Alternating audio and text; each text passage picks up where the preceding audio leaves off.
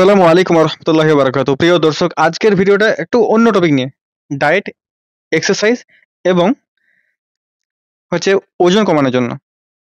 আমি নিজের ওজন 14 কিলো কমিয়েছি, সেই এক্সপিরিয়েন্স আমি আপনাদের সাথে আজকে শেয়ার করব। 2024 সালের শেষের দিক থেকে শুরু করে, মানে 2024 সালের মাঝামাঝি থেকে শুরু করে 2025 সালের ফেব্রুয়ারি মাস অবধি আমি অনেক মোটা হয়ে গেছিলাম।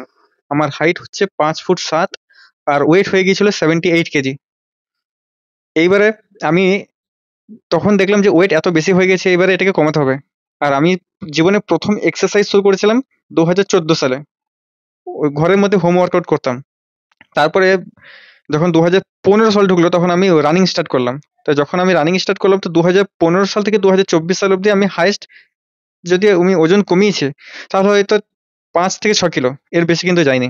কিন্তু 2025 সালে আলহামদুলিল্লাহ আমি 14 কিলো ওজন কমিয়েছি। এই 14 কিলো ওজন এমনি এমনি কমে যায়নি, নিশ্চয়ই আল্লাহ আল্লাহ তাআলার রহমতে কমেছে।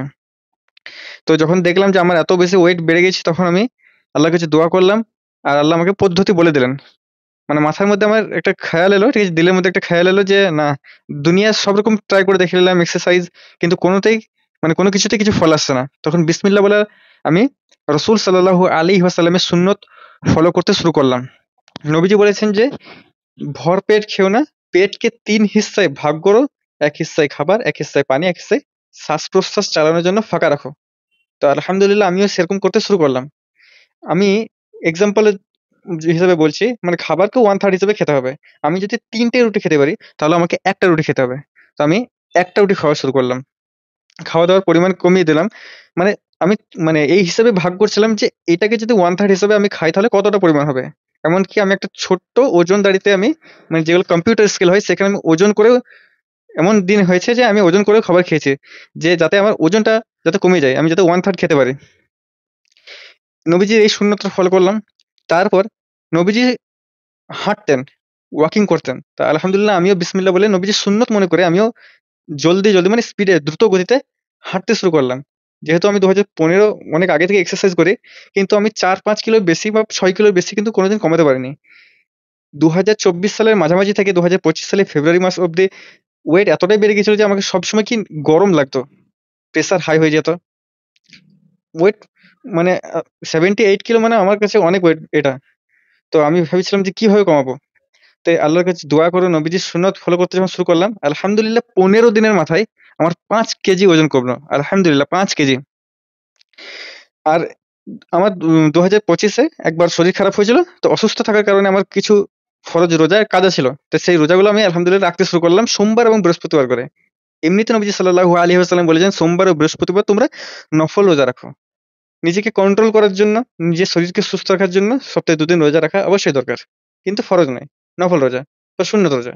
তা আমি কিন্তু এই 2 দিনে আমার ফরজ যে রোজাগুলো, ঠিক আছে? সেই কাজাগুলো আমি আদায় করছিলাম। তা আলহামদুলিল্লাহ মানে আমি শুরু করলাম এপ্রিল থেকে, মার্চ-এপ্রিল থেকে শুরু করে ওই 2 মাস মতো সময় লাগলো। তো 2 মাসে আলহামদুলিল্লাহ 14 কিলো মতো আমার ওজন কমেছে, 14 কিলো। এটা আল্লাহ তাআলার রহমত। আল্লাহর কাছে আমি শুকরিয়া আদায় করি। মানে আমার কাছে তো আলফাজই নাই আলহামদুলিল্লাহ। যে আমি জীবনে এই ১ম বার আমি 14 কিলো ওজন কমিয়েছি। আমার নিজেকে এত হালকা লাগছে। এটা পসিবল একমাত্র আল্লাহ তাআলার রহমতে। এবং তার পরপরই নবীজি সাল্লাল্লাহু আলাইহি ওয়াসাল্লামের সুন্নত ফলো করলে, সুন্নতকে অনুসরণ করলে। আল্লাহ আল্লাহর হুকুমে নবীজির সুন্নত যখন ফলো করলাম, 1/3 খাবার খাওয়া স্টার্ট করলাম। নবীজির সুন্নত ভাবে ওয়াকিং মানে হাঁটতে শুরু করলাম। মানে আমি সোমবার আর বৃহস্পতিবার করে আমার ফরজ যে রোজাগুলো ছিল সেই মানে ফরজ রোজাগুলো আমি কি বললাম কাজা আদায় করতে শুরু করলাম। তো আলহামদুলিল্লাহ 2 মাসের মধ্যে আমার একদম শরীর পুরো ফিটনেস চলে এলো। ফিটনেস মানে আমি এটা বলছি না যে আমার সিক্স প্যাক অ্যাবস চলে এলো। আমার সিক্স প্যাক অ্যাবস আমি কোনোদিনও দেখতে পাইনি। আমার পেটের উপর এখনো একটা চর্বির লেয়ার আছে। কিন্তু আলহামদুলিল্লাহ আমার 14 কিলো ওজন কমলো।